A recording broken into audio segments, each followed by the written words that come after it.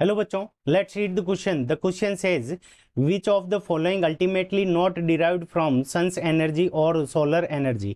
Option A wind energy, option B nuclear energy, option C biomass energy and option D is ocean thermal energy. ठीक है बच्चों, तो इस question के अंदर पूछा है कि कौन सी जो एनर्जी है वो सोलर एनर्जी से डायरेक्ट डिराइव्ड नहीं है। ठीक है बच्चों, सोलर एनर्जी से डायरेक्ट डिराइव्ड नहीं है, इसका मतलब इस क्वेश्चन को करने के लिए हम की कॉन्सेप्ट देखेंगे। तो सोलर एनर्जी यानी सन की एनर्जी को यूज करके, ठीक है, सोलर एनर्जी को यूज करके, सन की एनर्जी को यूज करके कौन सी चीज बनी नहीं है। ठीक है बच्चों, तो अब देखो सबसे पहले हम बात करते हैं विंड एनर्जी की। ठीक है बच्चों, ये है या नहीं है, हम एक एक ऑप्शन को चेक करेंगे। सबसे पहले विंड एनर्जी। ठीक है बच्चों, तो विंड एनर्जी। अब विंड एनर्जी के अंदर क्या होता है बच्चों, हमारी जो विंड फ्लो होती है वो क्या होती है, ठीक है, हाई प्रेशर। ठीक है बच्चों, जो हमारी विंड फ्लो होती है वो क्या होती है, high pressure to low pressure flow होती है। ठीक है बच्चों, high pressure to low pressure.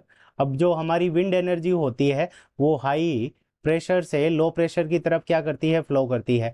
अब हाई प्रेशर से लो प्रेशर की तरफ फ्लो कब करेगी, लो प्रेशर कब होता है, जब टेम्परेचर हाई हो। ठीक है बच्चों, तो किसी भी जगह का अगर टेम्परेचर हाई होता है तो वहां पे लो प्रेशर होता है, और कहीं पे टेम्परेचर लो हो, ठीक है बच्चों, लो टेम्परेचर होता है, तो उस कंडीशन के अंदर वहां पे प्रेशर क्या रहता है बच्चों, हमारा हाई रहता है। तो यहाँ पे ये जो हाई टेम्परेचर और लो टेम्परेचर ये दोनों सन के कारण होते हैं, तो ये ऑप्शन क्या हो जाएगा, हमारा इनकरेक्ट हो जाएगा। सेकेंड नंबर बात करते हैं न्यूक्लियर एनर्जी। तो न्यूक्लियर एनर्जी हमारा क्या रहेगा, करेक्ट आंसर रहेगा। ठीक है बच्चों, न्यूक्लियर एनर्जी।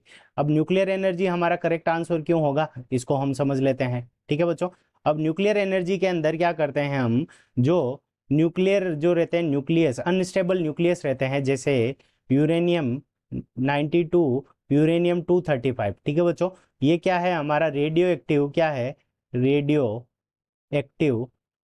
तो जो रेडियो एक्टिव मटेरियल होते हैं उसके थ्रू हम क्या करते हैं कि न्यूक्लियर एनर्जी फॉर्म करते हैं। ठीक है बच्चों, और जो रेडियो एक्टिव मटेरियल्स होते हैं वो हमें क्या मिलते हैं, अर्थ से मिलते हैं। ठीक है बच्चों, रेडियो एक्टिव जो मटेरियल्स हैं वो हमें अर्थ से मिलते हैं, और अर्थ में ये मिलियन ईयर्स अगो पहले क्या हो चुके थे, अर्थ में फॉर्म हो चुके थे। ठीक है बच्चों, तो यहाँ पे इनका सन का इसके ऊपर डायरेक्ट कोई इफेक्ट नहीं होता। तो option B nuclear energy is the correct answer of this question. अब बात करते हैं बायोमास एनर्जी।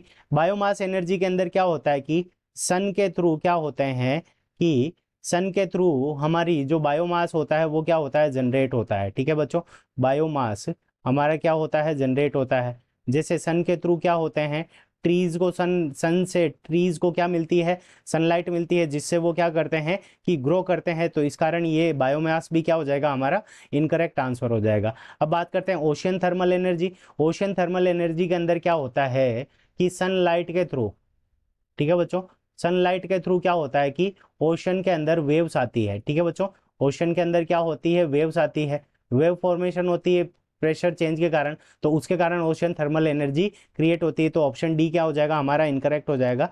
तो option B nuclear energy is the correct answer of this question, because the nuclear energy is formed by radioactive materials and these are found in the crust of the earth. So option B is the correct answer of this question. I hope you understood it well. Best of luck.